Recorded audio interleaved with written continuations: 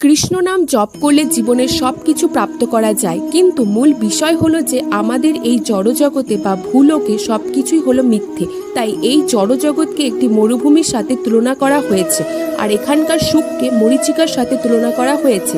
মরুভূমিতে যেমন অনেক চেষ্টা করেও জলের সন্ধান পাওয়া যায় না, তেমনি হাজার চেষ্টা করেও জড়জগতে সুখের লেশমাত্র পাওয়া যায় না।